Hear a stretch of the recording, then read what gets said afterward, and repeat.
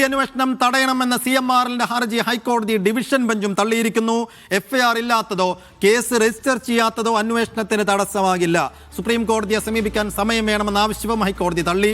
ED ഉദ്യോഗസ്ഥർ കൊച്ചിയിൽ യോഗം ചേരുകയാണ്. MK ഷുക്കൂർ, സൈഫ്, സൈനുലാബ്ദീൻ, അബ്ദുൽ നാസർ എന്നിവർ വിശദാംശങ്ങളുമായി. ആദ്യം ഷുക്കൂറിലേക്ക്. ഷുക്കൂർ, കോടതി വിധിയുടെ കൂടുതൽ വിശദാംശങ്ങൾ ഈ ഘട്ടത്തിൽ പുറത്തു വരുന്നുണ്ടോ? CMRLനെ സംബന്ധിച്ചിടത്തോളം അവരാവശ്യപ്പെട്ട എല്ലാ കാര്യങ്ങളിലും പൂർണ്ണമായ തിരിച്ചടി ഉണ്ടായ ദിവസം കൂടിയാണ്. ഏറ്റവും ഒടുക്കം ഒരു ആശ്വാസത്തിന് വേണ്ടി 2 ആഴ്ചത്തെ സാവകാശം, സുപ്രീം കോടതിയിൽ പോകാനുള്ള സാവകാശം തേടിയെങ്കിലും അതുപോലും നിവർത്തിച്ചു നൽകിയിട്ടില്ല. എന്താണെന്ന് കോടതിക്കകത്ത് സംഭവിച്ചത് ഷുക്കൂർ?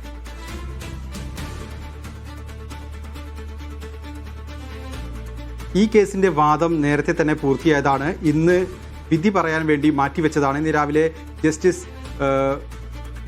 രാജ വിജയരാഘവൻ, KV ജയകുമാർ എന്നിവരടങ്ങിയ ഡിവിഷൻ ബെഞ്ച് ചേരുകയും ഈ കേസിൽ CMRLന്റെ അപ്പീൽ ഹർജി തള്ളിയിരിക്കുകയും എന്ന് അറിയിക്കുകയാണ് ഉണ്ടായത്.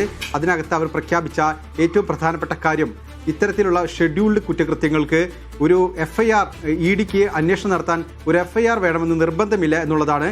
അതുകൊണ്ട് തന്നെ EDക്ക് എല്ലാ അധികാരവും ഇത്തരം കേസുകളിൽ FIR രജിസ്റ്റർ ചെയ്യാതെ തന്നെ മുന്നോട്ട് പോകാൻ കേരള ഹൈക്കോടതി നൽകിയിരിക്കുന്നു എന്നുള്ളതാണ്. നിലവിൽ CMRLന്റെ ഹർജി ഹൈക്കോടതി തള്ളി.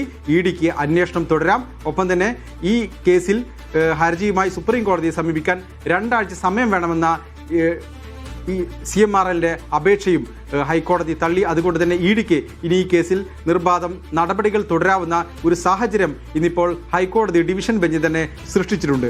മറ്റൊരു പ്രധാനപ്പെട്ട കാര്യം, ഈ കേസിന് ശേഷവും ചർച്ച ചെയ്യപ്പെടാവുന്ന ഒരു കാര്യം, സാധാരണ ഒരു കേസിൽ സംസ്ഥാന പോലീസോ അല്ലെങ്കിൽ മറ്റേതെങ്കിലും ഏജൻസിയോ ഒരു FIR രജിസ്റ്റർ ചെയ്തതിനു ശേഷം മാത്രമേ EDക്ക് അതിനകത്തേക്ക് പ്രവേശിക്കാൻ സാധിക്കുമായിരുന്നുള്ളൂ.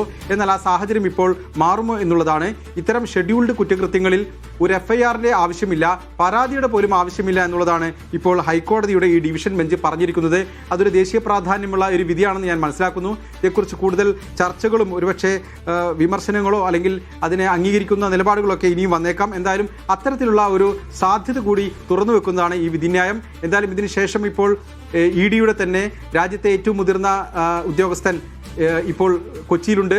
അദ്ദേഹത്തിൻ്റെ നേതൃത്വത്തിൽ ED ഡയറക്ടർ രാഹുൽ നവീൻ, അദ്ദേഹത്തിൻ്റെ അധ്യക്ഷതയിൽ ഒരു യോഗം അല്പസമയത്തിനകം ED ആസ്ഥാനത്ത് ചേരുമെന്നാണ് അറിയുന്നത്. അവിടെ മറ്റു ഉദ്യോഗസ്ഥരും എല്ലാം എത്തിയിട്ടുണ്ട്. ദക്ഷിണേന്ത്യയിൽ തന്നെ പ്രധാനപ്പെട്ട ED ഉദ്യോഗസ്ഥരും ഈ യോഗത്തിൽ പങ്കെടുക്കുന്നുണ്ട്.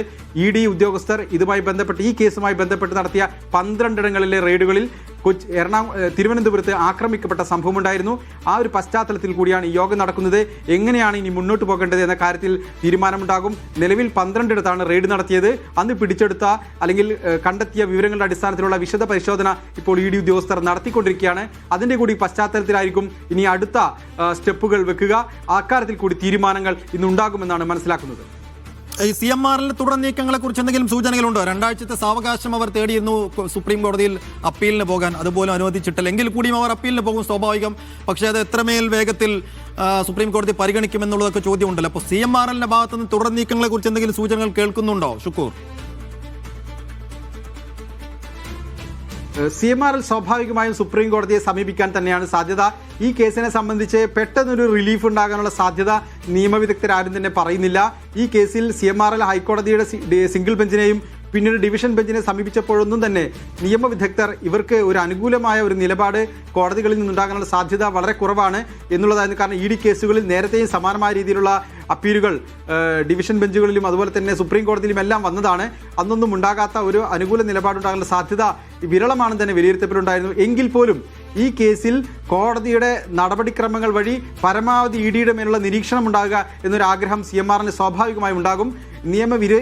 കൂടുതൽ അഗ്രസീവായി ED നീങ്ങാതിരിക്കാൻ കോടതിയുടെ ഒരു ഇടപെടൽ, പരിശോധന അവർക്ക് മേലുണ്ടാകണമെന്ന് CMRL സ്വാഭാവികമായും ആഗ്രഹിക്കും. അതിനടിസ്ഥാനത്തിൽ സുപ്രീം കോടതിയെ സമീപിക്കാനുള്ള സാധ്യത വളരെ കൂടുതലാണ്. അത് എത്രയും വേഗത്തിലുണ്ടാകുമോ എന്നാണ് അറിയാനുള്ളത്.